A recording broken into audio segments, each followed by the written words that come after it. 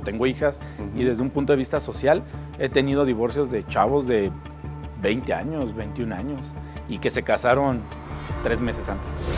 Yo le hacía de comer, yo lo trataba bien, acepté sus infidelidades, nos perdonamos. Yo ya sacrifiqué X o Y situación. Bueno, lo más correcto es que la otra parte considerara, viera y supiera de ese sacrificio y dijera, bueno, yo me voy a sacrificar en esto, ¿no? Sí, puede haber matrimonios que tengan una mejor relación que otros, eso es un hecho, es lógico, pero siempre va a haber diferencias. Si tú llevas un mensaje donde te está hablando grosero, te está ofendiendo o te está diciendo, pero también tienes una carpeta de investigación por unas amenazas. Digo, no estoy dudando hoy en día con la inteligencia artificial que las editen, que las modifican. Es muy posible y muy probable.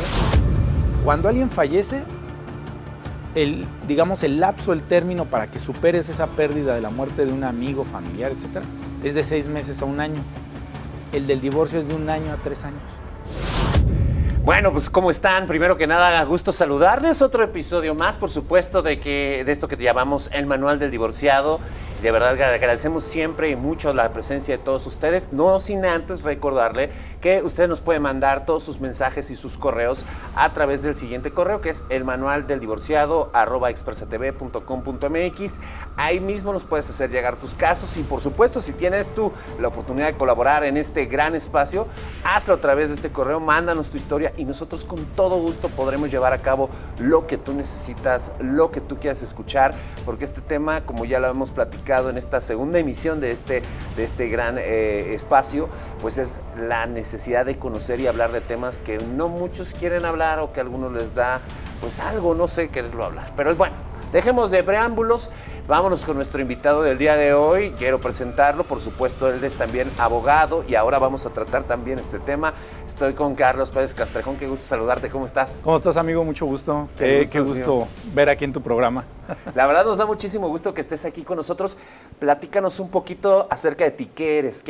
¿Cuál es tu rama y cómo para que la gente te conozca? Bueno, yo soy abogado por la Universidad Lasallista Benavente de esta ciudad. Al inicio yo, cuando termino o estoy por culminar mis estudios, me enfoco en el área penal, amigo. Y en el transcurso del trayecto, pues comienza esta situación de la delincuencia y pues decido abandonar el área penal. Y enfoco mis estudios y mis esfuerzos en el área del derecho civil, pero específicamente una ramita que por ahí nace para el derecho, que es el derecho familiar. Platícanos de eso, te has especializado también, ¿no? Creo que ya es tu segunda maestría, la que recién terminaste. Así es, amigo. Fíjate que tuve la fortuna de hacer una primer maestría en Derecho Civil y Procesal Civil en León, Guanajuato, en la Universidad La Salle. ¿Cuántos tiempo llevas tú dedicado específicamente al derecho familiar? Híjole, alrededor de 13, 14 años ya dedicándome específicamente al derecho familiar, si podemos llamarlo de este modo. Oye, en esta época, en todos estos casos, Carlos Pérez Castrejón, ¿se ha impactado con casos? Híjole, tocayo, fíjate que es impresionante, y perdón que te lo diga así, pero en el derecho, cuando hablamos de los abogados, siempre creen que el abogado que lleva derecho familiar es como el abogado que va a los chismes. Y pues sí, de algún modo vas en algunas ocasiones a situaciones que para algunos son poco relevantes. Ajá. Pero la realidad es que yo me he dado cuenta que todas las historias que vas conociendo de los clientes, incluso de tus contrapartes, son verdaderamente importantes e impactantes, como dices. ¿Por qué? Porque el ser humano es imprescindible. No sabemos cómo va a actuar. Oye, en ese sentido, como tú estás comentando, ha habido cosas y casos muy interesantes que, hemos platicado, nos han dicho, como bien dijiste, o sea, es una época en la que nosotros nos damos cuenta de que me dicen que fulano, la señora sutanita, el señor que no da, todo este tipo de cosas. Pero yo quisiera empezar como con un ABC, ¿no? Claro. ¿Qué pasa cuando uno se quiere divorciar? Para ti, ¿qué sería lo prescindible? Es decir, si una persona, un cliente llegara, porque normalmente llegan como cuando el mecánico con el carro descompuesto, ya cuando el carro ya está un poquito mal y dices no, pero ¿qué hacer cuando uno ya se quiere divorciar? Y tiene hijos, obviamente. Claro, claro. Fíjate que es bien, creo que aquí los abogados, no podría hablar por todos, pero sí quiero generalizar, jugamos una parte primero, ahora sí que lo que tú haces, una entrevista, ¿no? A mí me gusta mucho primero iniciar el platícame tu historia, desde por qué lo conoces, dónde se conocieron, qué fue lo que hicieron en el trayecto de su matrimonio, de su vida, los hijos, y bueno, y hoy en día, más en el caso de las mujeres, trabajas, dejaste de trabajar, te obligó a dejar de trabajar, te orillaron, etcétera. Como ojo, no estoy diciendo que no le pase a los hombres. Claro, claro, no es una situación nada más de un solo lado, porque ya hemos visto casos muy fuertes en ese sentido. Exactamente, pero bueno, yo lo comento porque digamos que todavía es de manera común más hacia las mujeres, ¿no? Claro, claro. Entonces, comienzo haciendo esa, digamos, esa entrevista, esa plática, esa charla, y principalmente a veces lo hacemos, digo, la idea es por lo que vamos a redactar en una demanda, lo que vamos a solicitar, a pedir, pero también vas a conocer a tu cliente, amigo, vas a conocerlo en el sentido de, bueno, ¿qué es lo que lo trae realmente aquí? O sea, ¿qué es lo que busca? Porque podemos entender a veces mujeres que nos dicen, hombres que nos dicen, yo no la necesito o yo no lo necesito, yo puedo hacerme cargo de mi familia. Y es verdad, ¿no? Desde un punto de vista económico, pero a veces realmente son otras situaciones las que los llevan a tomar este paso de cuando nos buscan, ¿no? Yo incluso les digo mucho a mis clientes, cierra un capítulo, tienes que cerrar ese capítulo en tu vida, ¿no? ¿Te ha tocado que regresan en el momento del proceso del divorcio? Sí, no es común, pero sí he tenido clientes que yo ni siquiera me atrevería a juzgarlos, pero que han vuelto, y creo que también es una buena oportunidad, siempre y cuando hayan resuelto lo que hayan tenido que resolver. Claro, claro. Porque si no han resuelto problemas económicos, problemas de infidelidad, problemas a veces solamente de molestias, de que si me cae bien tu mamá, no me cae bien, etcétera. O sea, ¿te han llegado con casos así? Claro, totalmente. No te imaginas, este trabajo es muy bondadoso en el sentido de cómo conoces a la gente. Claro. Y te llegas a hacer no solamente una relación cliente-abogado, puedes llegar a tener una relación de amistad en el sentido de que la gente va y te confía cosas muy personales y que pues a veces están llorando en tu oficina y no nada más tienes que jugar al papel de abogado porque pues sería ser muy frío, sino también le juegas al papel de un psicólogo, por así llamarlo, ¿no? Claro, claro. No quiero entrar a la profesión de alguien más, porque no sería lo correcto, pero me refiero a ese momento de la plática. Muy confidencial, muy confidente, vaya. Sí, porque pues no es fácil a veces que una persona te platique un noviazgo, que te platique una situación con un amigo, una amiga en cuanto a un problema que tuvieron. A veces un problema de dinero para alguien puede ser muy personal, pero imagínate que alguien te venga y te platique 20 años de su vida, desde la parte superficial, pero también la parte íntima. Claro. De qué hacían. Pero además conoces un lado de la historia nada más en este caso, ¿no? Totalmente. A veces yo también, haciendo introspección cuando ya los clientes se van, pues también tienes que entender que la historia tiene dos lados y a veces un tercero, si lo ves del lado de los niños, ¿no? Claro. O de los hijos. Oye, entonces, ¿qué debo de hacer yo cuando me voy a separar? Mira, yo creo que lo primero Me dice, es... cierra un capítulo. ¿Qué sigue? ¿Qué sigue? Yo creo que, aparte de que vas a cerrar un capítulo, lo primero es tener sumamente, ¿cómo llamarlo? Ser muy objetivo en la decisión que vas a tomar. Hoy en día, si me lo dices desde un punto de vista legal, te puedo decir, es muy fácil divorciarse. Sí. Es súper sencillo, ¿no? Pero para una persona es perder a alguien. Puedes decir, híjole, es que me trataba muy mal, era muy grosera, o grosero, no me tomaba en cuenta, etcétera. Pues sí, pero es la mamá de tus hijos o el papá de tus hijos. Claro. Esa es la parte esencial que no se debe de olvidar, estamos de acuerdo, ¿no? Totalmente, y es a veces lo primero que olvidan.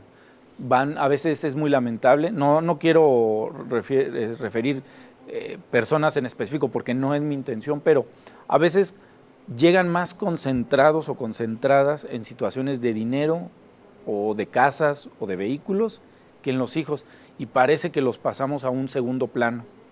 Y no, hay que volver a encaminar a nuestros clientes, me parece que es En tu caso, lo que mencionas es muy importante. Podríamos decir que muchos, si no por decir mayoría en casos, a veces se deja en segundo plano a los hijos desde lo que tú has vivido, desde lo que tú has vivido como abogado. Sí, Sí, lamentablemente en algunos casos se llega con clientes que tardas en encauzarlos a que la verdadera causa es su protección junto con la de sus hijos y después el punto de vista económico. Debes de pasarlo como un segundo criterio. Pero a veces los clientes, ¿cuál es el problema? Vienen con tantas ideas que su misma familia les ha transmitido, o es que a una amiga le pasó, a un amigo le sucedió, Claro. es que yo tengo un primo que estudió Derecho, es abogado y me dijo y vengo contigo. Entonces, vienen con tantas ideas que haz de cuenta que te llegan como si hubiera entrado una licuadora de emociones e ideas. Y no se diga hoy, como cuando los médicos te dicen, vas directo a San Google, es idéntico en nuestro caso. La diferencia es que, bueno, buscan cuestiones legales, ¿no? Claro. Y bueno, tenemos la ventaja en el derecho que nuestras leyes son de acceso para toda la ciudadanía, pero llegan muy confundidos, y esa confusión los hace creer que primero es pelear el dinero y después el tema de los hijos, y no. Vamos primero a ver que estén bien tus hijos o tus hijas, etcétera, y después peleamos el tema del dinero. ¿Por qué? Pues porque el dinero se puede volver a ganar, ¿no? Claro. Voy con una pregunta así muy directa. A ver, dime. Las autoridades. Porque sabemos que, bueno, llegan contigo las personas, pero hay un ente, un tercero, que es el mediador en el sentido de la autoridad. O sea, ¿qué opinas tú en este caso de la autoridad? Se dice, por ejemplo, en el caso que estamos en Guanajuato, porque este programa se hace en Guanajuato, por ejemplo, mencionaba mucho que eran dentro de los estados que más existe un apoyo en el caso de la mujer, ¿sí? Pero si esto es o no cierto, si desde tu punto de vista legal pareciera o no pareciera, ¿y por qué crees que se da? En el caso de que se dé, obviamente. Claro.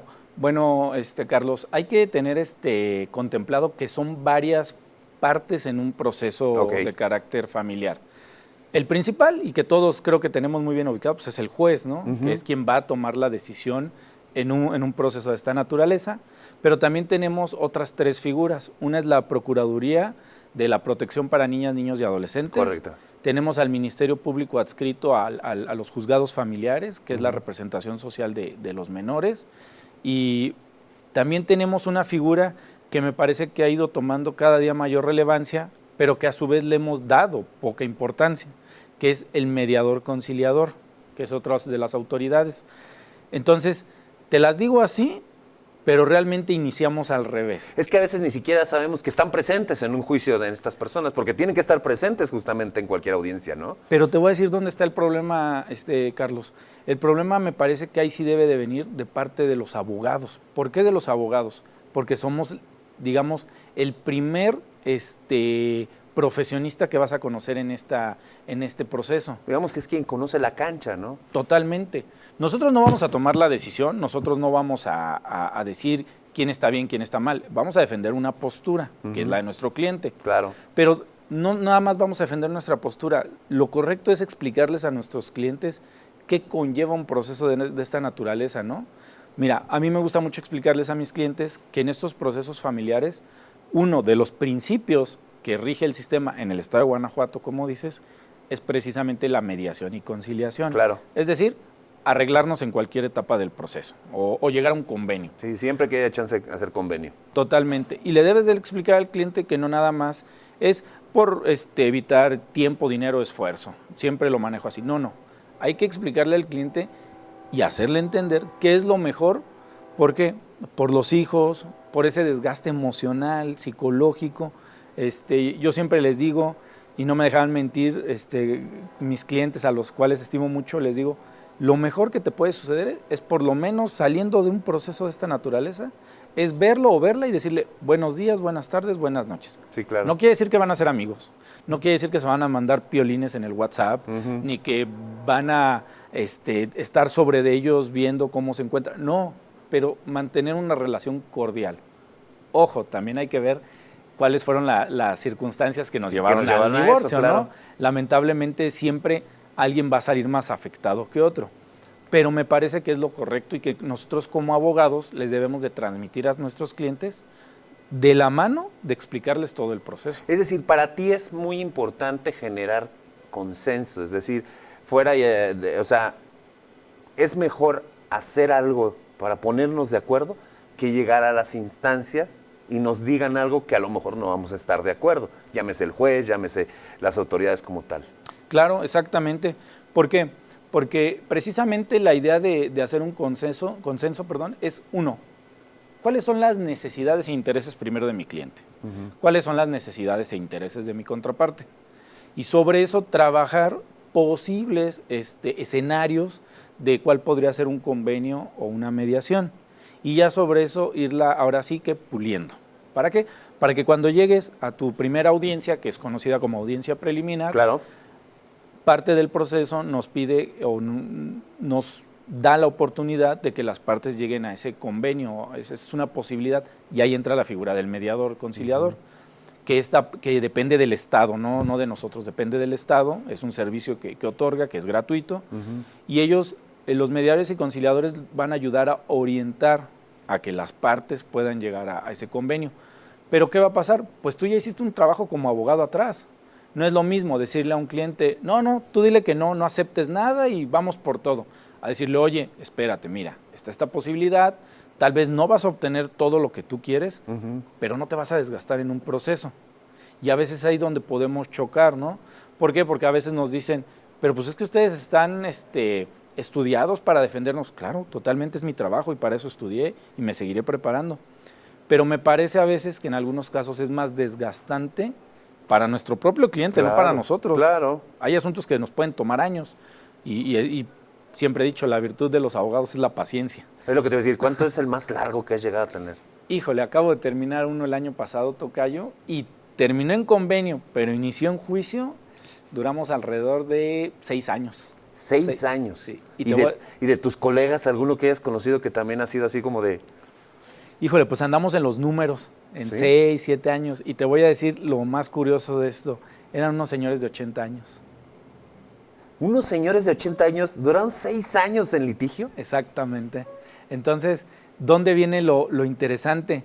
Y no es porque uno quiera venir aquí a levantarse el cuello o no, pero si te fijas, entonces fueron 6 años de preparación, fueron juicio, cambio de abogados de mi contraparte. Yo estoy muy agradecido con mis clientes que me mantuvieron en esos 6 años, confiaron en mí, siguen confiando en mí, pero a lo que voy es, al final fue un convenio. Pero también tuviste que haber preparado a tu cliente, no nada más a la contraparte que llegara y dijera, ya me desesperé, yo no quiero nada, etcétera, ya me voy a morir. 80 años. Sí. O sea, tenían 80 años cuando estaban todavía en proceso de divorcio y de convenio y de puf. Entonces, imagínate 2 señores, adultos mayores, Claro. que ya con hijos mayores, obviamente, todos con sus negocios, trabajos, y verlos pelear en un juzgado, pues es cuando te dice la clienta, es que yo le hacía de comer, yo lo trataba bien, acepté sus infidelidades, nos perdonamos, etcétera. Y le digo una frase que yo creo que ya es muy, muy cliché, ¿no? o redundante, pero siempre digo, uno nunca sabe con quién se casa hasta que se divorcia. Sí, ¿no? Y sí es cierto, ¿no? O sea, los verdaderos amigos los conoces, las parejas las conoces y todo lo que dicen, ¿no? En la cárcel, en el juzgado, conoces a la persona con la que te casaste. O sea, ¿y cuál es el caso más joven?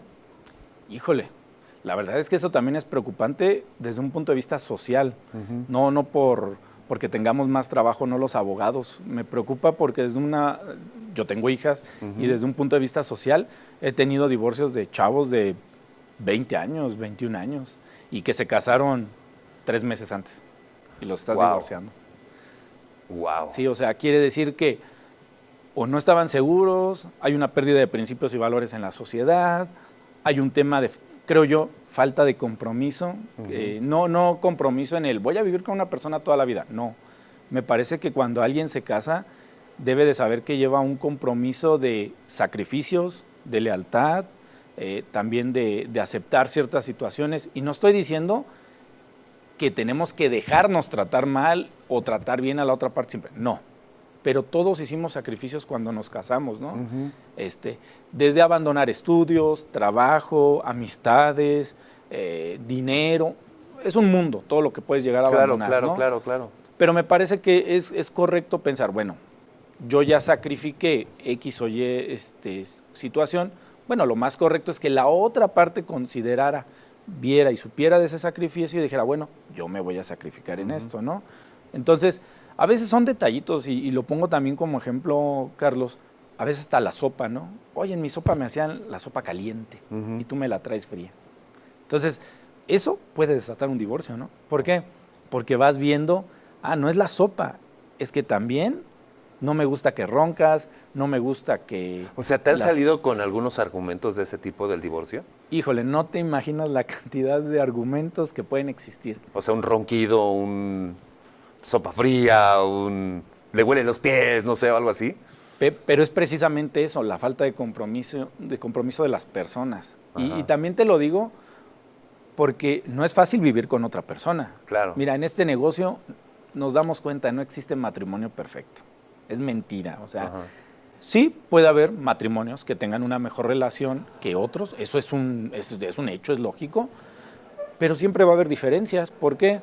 Porque cuando una persona, o bueno, un par de personas se unen en un matrimonio o una unión de esta naturaleza, pues vienen de costumbres distintas, claro, de familias distintas, claro, totalmente, a veces hasta de regiones distintas, ¿no? Entonces, estas situaciones a veces no las contemplamos a la hora de que nos vamos a casar. Creemos que lo mismo que es en mi casa va a ser aquí, ahora en mi familia. Y pues no, no es así. O sea, vas a mezclar otras costumbres, otros principios, otros valores. Oye, obviamente hay dentro de este sistema también unas lagunas, ¿no? Porque hablamos de las personas que ya se vienen a divorciar, que ya vienen contigo una cuestión de divorcio, ¿no? Hay también otras personas que es, por ejemplo, la cuestión de la unión libre, del concubinato, es decir, personas que ya tienen mucho tiempo viviendo juntas, y también otras personas que están separadas. ¿Cuáles, en ese sentido, los consejos que un abogado puede darle a las personas que ya están a lo mejor separadas, que se casaron, se separaron y están ya empezando o pensando en llevar ya un proceso de divorcio, porque la familia, como decías tú, o porque la persona en su convicción? ¿Qué consejos puedes darle a una persona que ya está separada y que digas, estoy a punto de llevar el proceso de divorcio y voy a ver un abogado? ¿Qué es lo que tú le digas a una persona? Antes de ir con un abogado, hagan esto. Ok. Bueno, yo lo que siempre he considerado como consejo, como bien dices, es primeramente tener tu papelería, y así como se escucha el papel, organizado. Pero esa papelería, ¿a qué te refieres? O sea, ¿qué es lo que debo de tener al día? Híjole, vamos desde un ticket de una compra, Carlos, hasta las escrituras de una casa. Que bueno, hay documentos que podemos volver a obtener a través de las oficinas que las instituciones nos pueden dar, porque a veces es muy clásico no, es que ya se las llevó, me las robó, las rompió, las quemó, etcétera. Claro. Bueno, hay documentos que podemos volver a obtener muy fácilmente y hoy en día con todo este tema de lo digital y lo electrónico es muy fácil acceder a muchas cosas, pero hay otras que no. Segundo, para algunos otros abogados no resulta indispensable, pero yo considero que sí, por cómo llevamos de ahora en adelante todas nuestras relaciones. WhatsApp, Messenger, todavía algunos mensajes de textos en el celular, videos, grabaciones. Todavía pueden de ser audio. elementos de prueba, o sea, ya se admiten como prueba en este caso, ¿no? Sí y no. ¿Por qué te voy a decir que sí y no? Nuestra legislación exige ciertos requisitos para que sean tomados como prueba. Sin embargo, también hay criterios que la misma Corte y que algunos jueces, viéndole ya un poquito más técnico, sí, o de un ámbito más local, que te dicen, yo sí los voy a tomar como una prueba. Pero bueno, lo correcto sería que cumplieran ciertos requisitos. Sin embargo, bueno, también es bien sabido que es un medio de comunicación utilizado en nuestro país, ¿no? Porque, bueno, podría hablar del mundo, pero bueno, hay partes del mundo donde utilizan otras plataformas, redes, ¿no? Pero WhatsApp es aquí en México prácticamente nuestro nuevo medio de comunicación, ¿no? Claro. Entonces, sí es importante guardarlo y en algunos casos pudiera no ser 100% una prueba plena, por así llamarlo, pero te da un indicio de cómo es la relación, ¿no? Si tú llevas un mensaje donde te está hablando grosero, te está ofendiendo o te está diciendo, pero también tienes una carpeta de investigación por unas amenazas, lesiones, bueno, pues va a decir, puede que el juez diga, oye, veo un perfil. Exactamente, la carpeta pues es un documento público, es una prueba plena, la tengo considerada así, pero pues entonces los mensajes no creo que sean una mentira. O sea, digo, no estoy dudando hoy en día con la inteligencia artificial que las editen, que las modifiquen, es muy posible y muy probable, pero ya teniendo de la mano otras pruebas que vayan vinculadas, pues ya nos puede dar otro, como dices, un perfil o que el juez ya tenga otro panorama. En ese caso, entonces, es guardar papelería, todos los tickets que se puedan guardar, todo lo que se tenga que hacer. ¿Qué más consideras que sea importante llevar a cabo? Híjole, mira, yo hoy en día tengo que decirlo porque lo requerimos como prueba. También se va a escuchar feo, pero es como decir hacer pública la relación. Y no me refiero a hacer pública en el sentido de irle platicando al mundo cómo es, desde la puerta de tu casa para adentro, cómo es la situación. No, sino que a veces sí es importante, y ahí sí tengo que decir lo que más en el caso de las mujeres, pues sí tener una especie de red de apoyo en el sentido de, oye, que sepan cómo es el trato de mi marido, mi esposo, conmigo. No sé, tal vez el círculo más cercano de amigas o amigos, o mi papá, mi mamá y mis hermanos o hermanas. ¿Por qué te lo digo? Porque lamentablemente, en algunos casos, no en todos, llegan a sobrepasar de un golpe en la cabeza, un jalón de cabellos, hasta pues un homicidio, ¿no? Claro. Lamentablemente. Entonces, podrían decir, ay, qué exagerado. Pues sí, podría ser exagerado. Ya hay casos que se han generado de esa forma, ¿no? Sí, es muy lamentable. Entonces, sí es importante que se tenga esa especie de red de apoyo para estas situaciones, ¿no? O sea, contener. Y me voy a adelantar, Carlos. Yo diría que un tercer consejo, siempre va a ser bien importante tener un psicólogo. Yo soy muy pro de los psicólogos desde un punto de vista de que va a ser una pérdida. Por más maltrato que haya existido en la relación. Sí, aún así fue una persona que congenió contigo en algún momento del tiempo, ¿no? Exactamente. Nadie dice que todo, reitero, va a ser feliz en un matrimonio, que vamos a ir como la montaña rusa para arriba, ¿no? Claro. No, pues va a llegar un momento donde vamos a tener esos bajones, otra vez vamos a volver a subir, etcétera. Pero precisamente lo dijiste, o sea, hubo algún momento bueno o hubo momentos buenos, pues que los vas a recordar, ¿no? Claro. Tienes que recordar. De hecho, es bueno recordar esos momentos. Claro, por supuesto. Y el psicólogo, desde un punto de vista tal vez de la tanatología, te va a ayudar a aceptar esa pérdida, a cerrar ese capítulo que te digo. ¿Por qué? Porque si no lo haces, no vas a avanzar o te va a tomar, no meses, te puede tomar años. Mira, te voy a dar un dato bien interesante. Según estudios, no lo hacemos los abogados, lo hacen obviamente profesionales de la salud, te dicen, cuando alguien fallece, el lapso, el término para que superes esa pérdida de la muerte de un amigo, familiar, etcétera, es de 6 meses a 1 año. El del divorcio es de 1 año a 3 años. Wow. Entonces, imagínate, es más fácil, digo, ¿y qué tal vez qué rudo se puede escuchar? Oye, Sí. pero se murió. Sí, pero se murió. Sabes que falleció, ya está. Y en el divorcio no. Es más, tal vez por los hijos lo tienes que seguir viendo o seguir viéndola. Entonces, sí, es como llevar ese duelo en vivo, entre comillas, ¿no? O sea, de estar viendo cada vez a la persona con la que dejaste de ser. Exacto. Y luego va a llegar otra etapa, Carlos. Vas a comenzar una nueva relación, o ella va a comenzar una nueva relación, o viceversa. Y a veces muchos puede que digan, yo no puedo verla con el nuevo novio, con la nueva pareja. Bueno, pero no puedes limitarle a su desarrollo humano de tener otra pareja. ¿Por qué? El mismo derecho que tiene ella, pues lo tenemos nosotros, ¿no? O lo tienes tú. Voy a llegar yo un día con mi pareja y pues, tal vez va a convivir con mis hijos o mis hijas, o oye, es que no me llevaba bien con la suegra, el suegro, bueno, va a tener que ir también, ¿no? Entonces, el tema de la mente humana, del humano, es complicado. Por eso lo que te decía al inicio, me parece que el derecho familiar es complicado, porque todos los humanos somos distintos. Creo que en esa parte tú mencionas algo muy interesante y hace ratito lo hacías comentario. Este es un negocio también. Sí, claro. Y entonces en este negocio, como veo el perfil que tú trabajas como una cuestión más conciliadora, también la siento un poco más humana en ese sentido, pero también ahí en el negocio del derecho, de la abogacía, existen algunos, como les llaman, tiburones, ¿no? O sea, claro. ¿te ha tocado en algún momento contrapartes que sean muy duras? El derecho es trabajar, tal vez, yo me voy a aventurar a hablar también, como dices tú, en la profesión, es trabajar una perspectiva y defender esta misma a través de la visión de tu cliente, ¿no? Pero ¿qué pasa con mover un poquito la perspectiva, llevar a una persona muy tranquila, terminar ser un casi intento de homicidio? O sea, los abogados también pueden hacer esto. Sí, la verdad es que desde la carrera te lo dicen tus profesores, ¿no? O lo decimos, yo también soy profesor y lo decimos. no nada más estamos aquí para conciliar o mediar, no, también tenemos que aprender a nadar en un mar de situaciones y no nada más es en algunos casos nuestro abogado contraparte o el licenciado contraparte, a veces también son las autoridades, ¿no?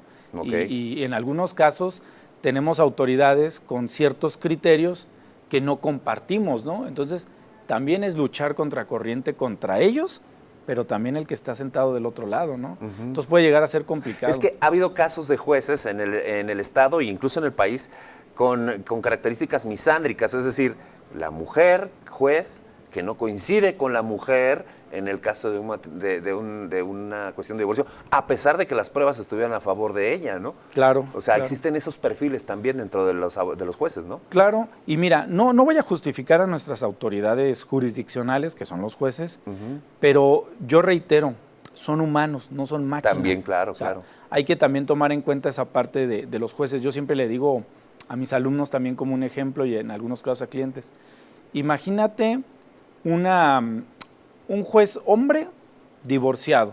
Pues es muy probable que el juez hombre divorciado, y lo voy a decir recientemente, por ejemplo, pues traiga un chip de que, pues no, las mujeres están mal. Es muy probable, o sea, Claro. y podría llegar a ser normal. Digo, no quisiera hacerlo caer en un tema de género, pero me refiero a que podría ser. Como podría ser una jueza mujer que venga de un divorcio y que probablemente haya sido un divorcio complicado y traiga ese chip de no, todos los hombres son malos. Pero no nada más está eso, Carlos. Imagínate que el juez que trae una carga de 1000 asuntos. Sí, porque eso pasa, es muy común en el Claro, centro. tiene que entrar a trabajar a las 8:30, 9 de la mañana y le toca llevar a su hijo a la escuela. Y aquí en nuestra hermosa ciudad, pues tenemos un tren, se te atraviesa, por ese tren llegas tarde a dejar a tu hijo, y en ese inter te peleas con tu hijo o tu hija.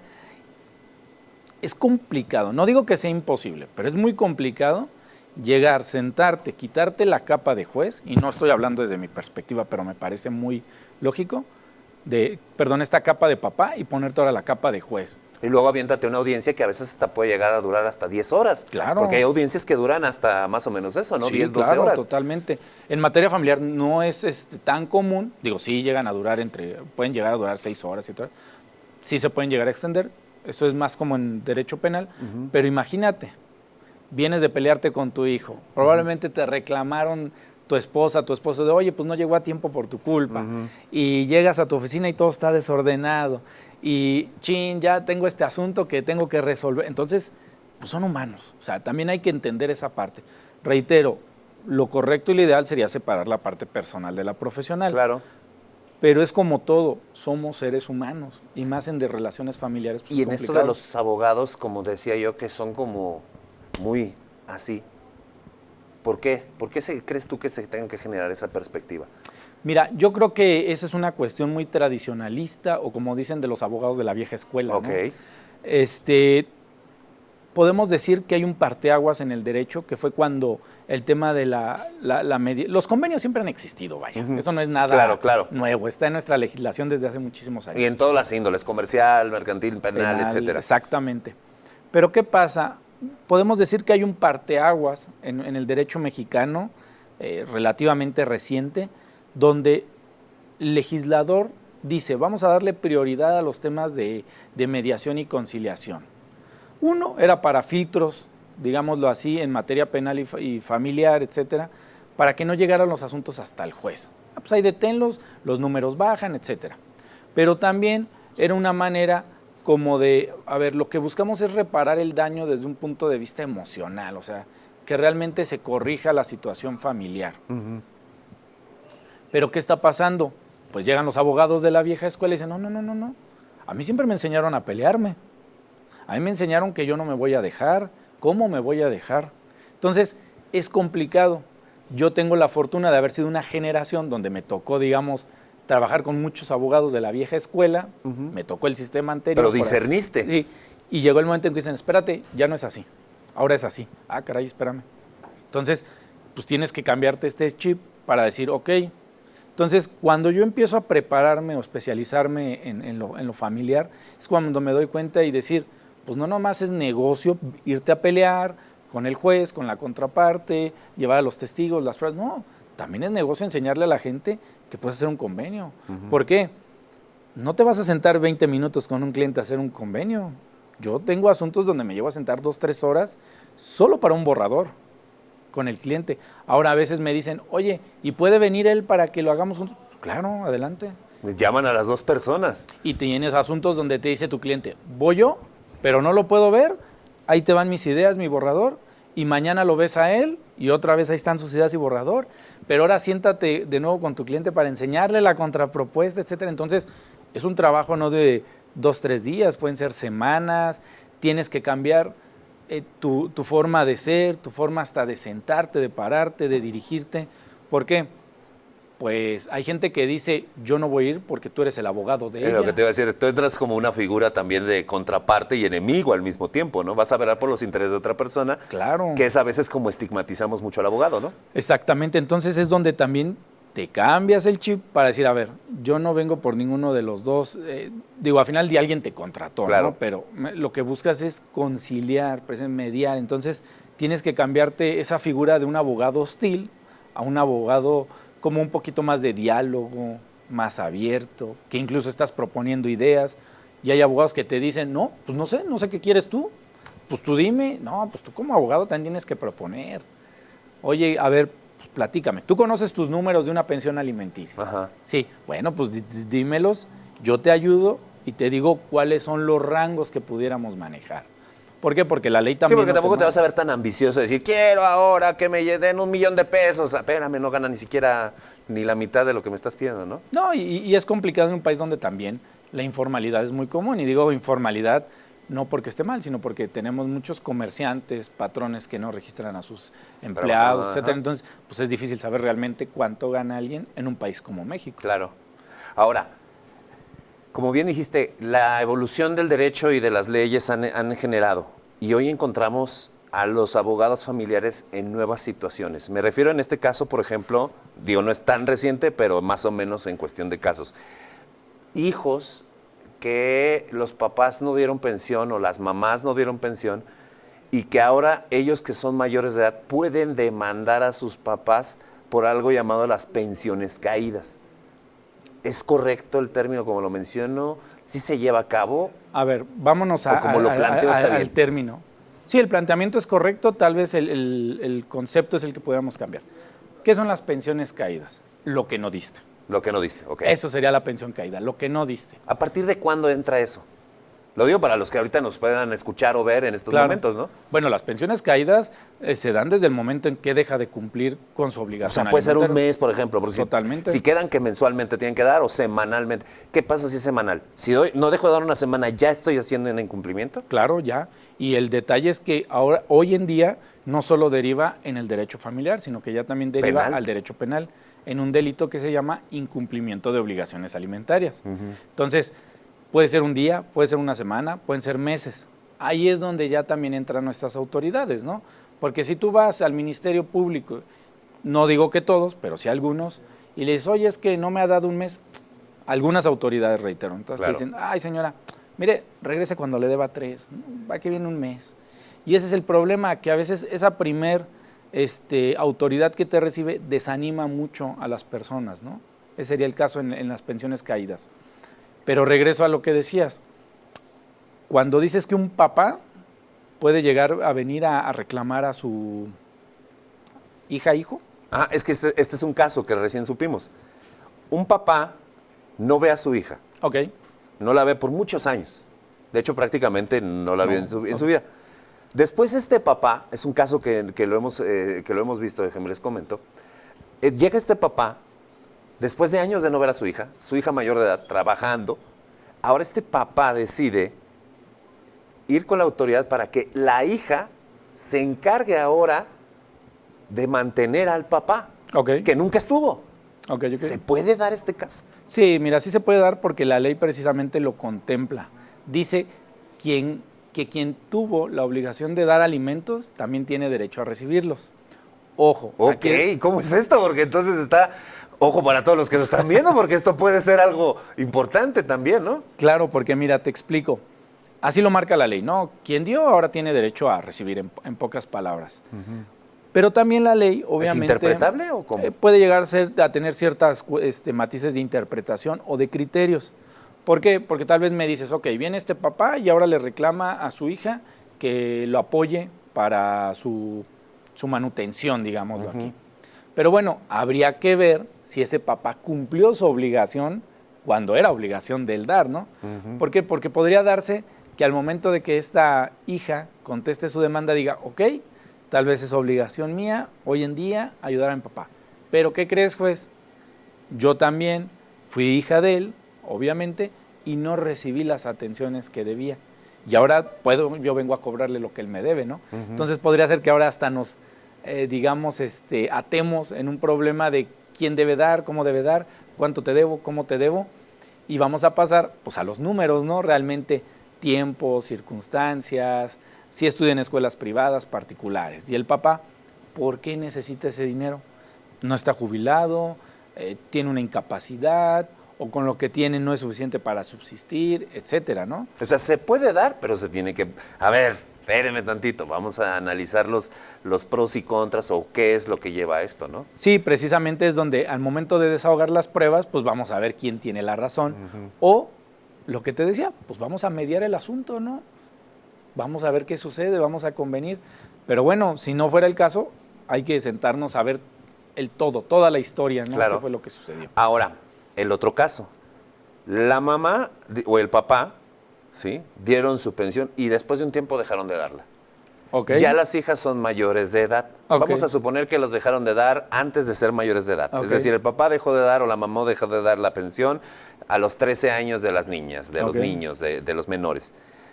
Ellos pueden, como mayores de edad, ya los hijos, demandar por esas pensiones que no se dieron durante esos años. Es decir, de los 13, 14 a los 18. Sí, claro, totalmente. Se puede. Tanto lo pueden reclamar los hijos, porque es un derecho de ellos haberla recibido, esa pensión, como en algunos casos podría ser la mamá o el papá que erogó esos gastos y decir, bueno, de la mayoría en adelante que ahí te lo reclame el hijo. Pero mientras fueron menores de edad, yo fui quien erogó ese gasto, salió de mi bolsillo. De no haber salido de la otra parte, exactamente, ¿no? Entonces ahora yo te vengo a demandarte que me regrese o me des la parte correspondiente de tu pensión alimenticia. De ese tiempo que había quedado planteado. Exactamente, ¿no? Exactamente. Ok. Entonces, si esto se genera así, ¿cómo es que se ha venido dando todos estos cambios? Porque obviamente hay gente que hoy en día no conoce este tipo de situaciones, ¿no? Claro. O sea, y de pronto te llegan con historias que dicen, es que pues, nunca me dio o nunca terminó de darme, o a lo mejor mi papá o mi mamá hicieron una nueva vida y ya de ahí dejaron de darme, ¿y qué hago? O sea, ¿también puede llegar un hijo contigo con estas circunstancias? Sí, claro, totalmente. Pueden llegar, buscarnos, les explicamos, los asesoramos. Obviamente hay que explicarles qué es lo factible, qué no es factible. En algunos casos hasta hay que le jugamos al detective, ¿no? Tuve un asunto no muy lejano, un par de años, 3 años más o menos, no recuerdo ahorita la fecha, pero literalmente lo rastreábamos por toda la República Mexicana porque no aparecía un registro de él y los pocos domicilios que había pues nos decían ya no vive ahí, etcétera. Y curiosamente estaba trabajando aquí mismo en el estado, pero el registro que tenía pues no fue tan sencillo. Pero, ¿por qué te lo digo? Porque a veces la gente llega y dice, oye, es que a mi amigo, es que mi amiga me dijo que sí pueden hacer esto. O sea, sí, pero necesitamos revisar las circunstancias. Ningún caso es igual, todos los casos son distintos. Segundo, ¿qué tienes tú para yo poder buscarlo? Su nombre, un CURP, un registro federal de contribuyentes, ¿dónde crees que trabaje?